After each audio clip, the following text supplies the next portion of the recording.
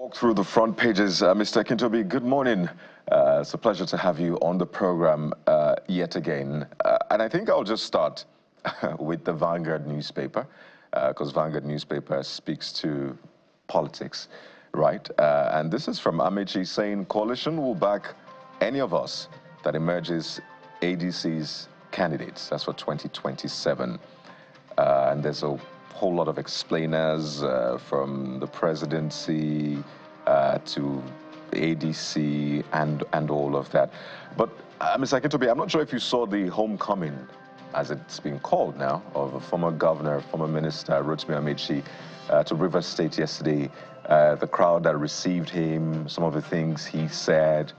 Do you think that's enough showing to give the APC maybe at least 1, 2, 3 sleepless nights in the build-up to 2027, Mr. Kintobi? If you consider, good morning to everyone, good morning to Nigeria. If you consider the fact that Amechi has actually been out of the governorship for about 10 years, the fact that he could still pull that kind of a crowd yesterday goes to show that he's still very well loved in Rivers State, and there's still quite a high regard for him. He does have his own base, and they came out in droves yesterday to show that they still love him and he's their candidate. In this era of rent a crowd, I didn't get a sense yesterday that that was contrived. That seemed to be organic and natural.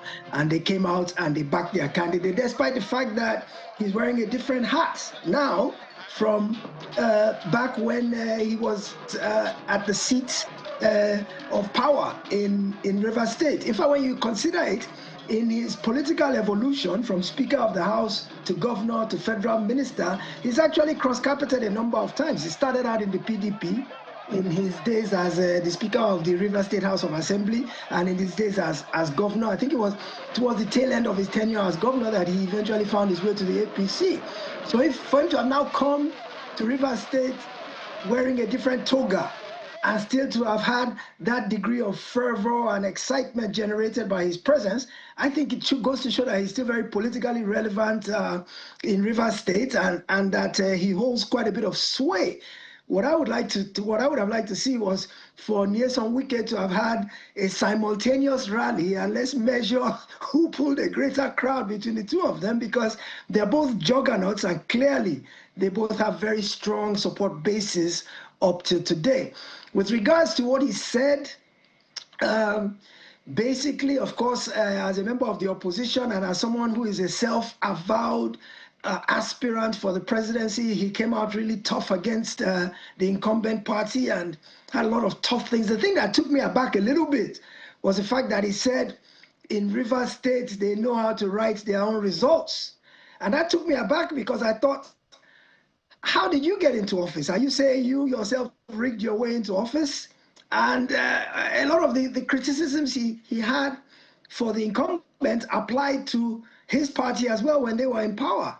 So if he morally stands against this political misbehavior, why didn't he take a stand in those days? Why didn't he take a stand and say, my party is corrupt, my party is not above board, my party writes results? Why didn't he take a stand and resign? They say in Nigeria nobody resigns, but it's hypocritical for you to come out after being a beneficiary of the same thing you are complaining about now. You are a beneficiary of it in the past. Because if they know how to write election results in Rivers, there's no way you are exempt from those shenanigans. So you benefited from it. You don't have a moral right to complain about it now. So that part I don't think was justifiable.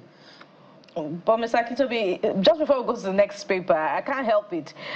In this era of rent a crowd, if you believe that despite that this is organic, can you also perhaps attribute it to the disaffection in Rivers State over the state of emergency and the power vacuum as a result of the absence of Governor Sim Fubara at the center there in Rivers State? Could that disaffection have gone some way to swell the ranks of the crowd that greeted the former governor Amechi yesterday?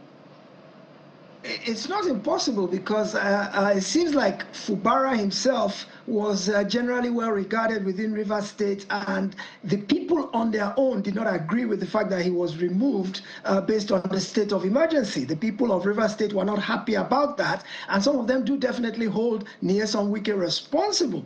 And so yesterday could have been an outpouring of disaffection for what is going on in Rivers State at the moment, and the fact that they last enjoyed real stability under Amechi. Because in spite of Wike being Mr. Infrastructure and Mr. Projects and all of that, he ran a chaotic regime. While he was in power for 8 years, Rivers State was a mishmash of disorder, really. When you remember some of his press conferences and some of the inaugurations of his projects where he was telling traditional leaders to sit down and keep quiet. And so he generally stepped on a lot of toes. So I think Rivers is harking back to a time when it was the halcyon days of Rivers State, when they had peace, tranquility, order, law and order, and peace and quiet. And that last came to Rivers in the days of Amechi, in the days of Celestino Mejia, in the days of Peter Odili. Rivers was very tranquil in those days. Disorderliness and chaos came with Wike, and it has continued even in Wike's aftermath. So maybe the people are hearkening towards going back to those halcyon days when Rivers was peaceful, and they're seeing Amechi as a symbol of that which they aspire for, which is peace and tranquility and progress and human development and everything else that we all want. Well, Mr. Kitobi, some may disagree with you and say that Rivers politics has always been a tug of war historically. But News Direct takes us right into politics yet again, but this time at the legislative chamber. Take a look at this one. APC nears 2/3 Senate majority as 4 PDP senators defect. There's some insights there as PDP struggles with legal setbacks, factional collapse across states. Bamidele cautions APC not to reduce gain to mere numbers. And we could also include the defection recorded at the lower chamber as well, the House of Representatives. What does this mean for, policy and legislations going through at the National Assembly?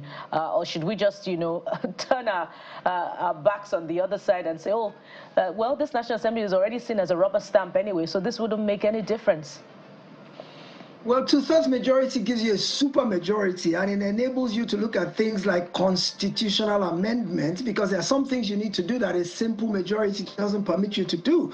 So when you get 2/3 of a majority, you become filibuster proof. You become a super majority that can pass almost anything. And in spite of the fact that this National Assembly has been labeled as a rubber stamp, the truth is there are still some dissenters here and there. There are still some people in the opposition party who could scuttle some proposed bills by virtue of them standing together, which I don't think they've actually been able to do. But as long as the specter still exists that you don't have the numbers 72 or 73 or thereabouts, there's always still a possibility that somebody could stymie an effort by the executive to pass something through. So what a 2/3 majority does is it gives you the comfort to know that even if there are those who don't agree with what you're trying to do, you can still muscle your way through with that kind of a super majority. Now, the thing for me is, I think we need definitive law on this issue of defection.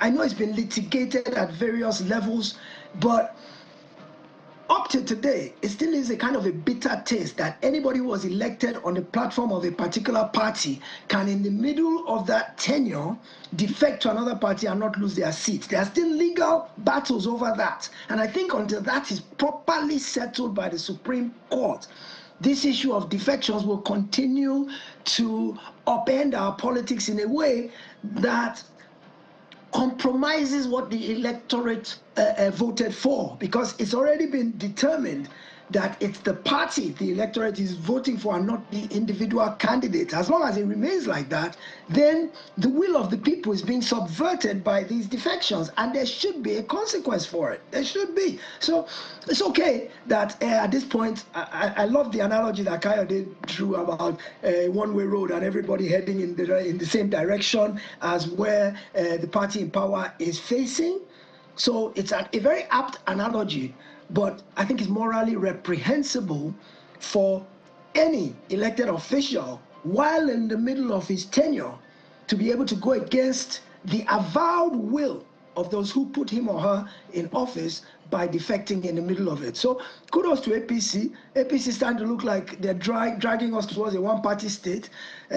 Somebody used the word, I think, benevolent autocratic party or something to that effect, that if we're not careful, we're getting into a situation whereby one party has all the power and can dictate without being hindered or let in any direction. But that's perhaps what's galvanizing the opposition. We see ADC has been very, very vibrant. If you see their spokesperson, Malam Bolaji Abdullahi, almost every day he's coming out with brickbats against the APC. And for the first time, I think in the last 10 years, for the first time, I'm starting to see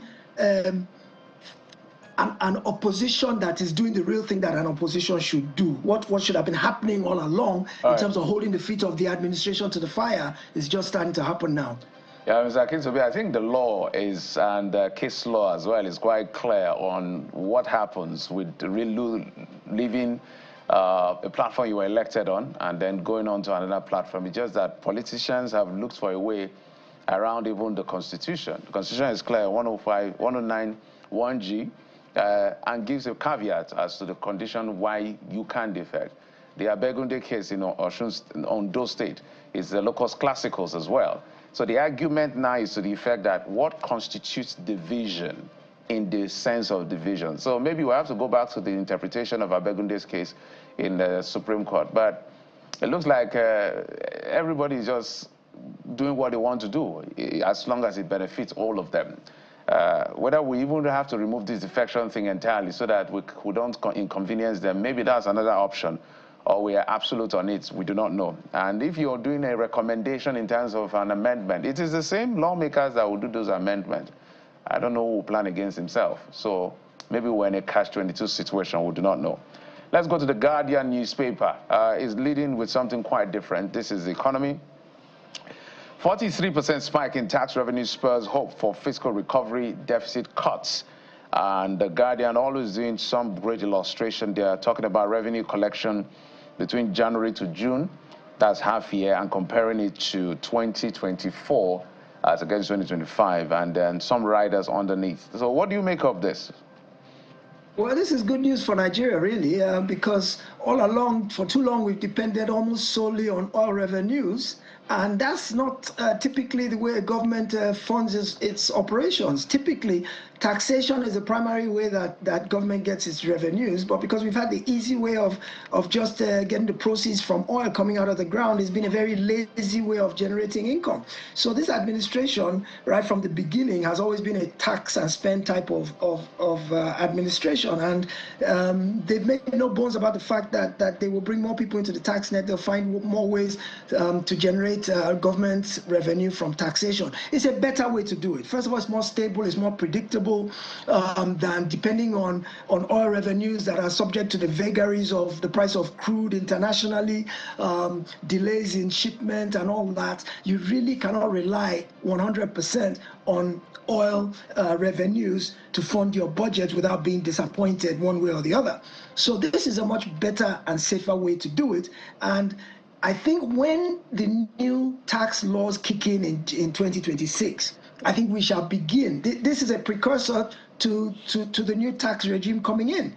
And remember, those new tax laws exempt people who are making below a certain threshold from paying tax at all. So I would say that this spike, in all likelihood, is probably coming from corporate taxes, is probably coming from import duties and things like that, to where the people who can more afford to be taxed, the corporations, the big entrepreneurs, those who can afford to give up more of what they earn, are the ones who are paying more, while those who are more vulnerable and less capable are paying less or paying nothing at all. That, I think, is a good place to be. I also think the fact that in the first half of this year, they've been able to almost double tax intake from January to June. It does a lot because, first of all, it reduces how much we have to borrow to fund the deficit. That's number one. It reduces it. And remember, we made certain assumptions in the budget. Oil is going to sell at X number of dollars. Naira is going to exchange to dollar for a certain amount. And none of those assumptions are holding true. So this is more substantive. This issue of taxation is fixed, is defined, and you can predict it, you can calculate it. So I think it's a good thing. Most important thing is for the benefits of all this tax increase. You've almost doubled your intake. How is it playing out to the man in the streets? Our food price is going down. Is fuel price going down? Electricity tariffs, are they going down? Is food cheaper in the market? Is our quality of life better? Is insecurity reducing? Are there medicines in our hospitals? Are our children going to school? Abuja children, public schools, have not been in school for 3 months. Why? Teachers are protesting. It's all about money. So if we've got more money from tax coming in, let the government be more liberal with it and spread it in such a way that it trickles down to the common man and improves the quality of life of every Nigerian. Mr. Akintobi, very important point that you made there. Thankfully, they had some sort of resolution to that FCT bit, but now it has affected the timing, so they have to extend. It's quite messy, really, but we shouldn't have even gotten to that point in the first place. And interestingly, you know, about the tax bit, you know, President Bola Tinubu has been described time and again as a tax collector. So it's no surprise that taxes are spiking. But what is it being used for, and how well is it being used, as you asked, is a big question. Mr. Dayo Akintobi, we'll talk about UK politics in the coming days, because, you know, we need to touch on some of the things that Kemi Badenoch has said. But we have to thank you so much for your time on the program today. We've been speaking with Mr. Dayo Akintobi, Public Affairs Analyst. Always a pleasure, sir. Thank you for having me. Always a pleasure. Well, we'll take a quick break now, and when we return, Osun State politics is not for the faint-hearted. Lawmakers have defected to the APC. The governor remains in the PDP, even though he has endorsed or says he will support President Bola Tinubu of the APC. What exactly is at play here? Well, we're going right to Osun State in a moment. Please stay with us. We'll be right back.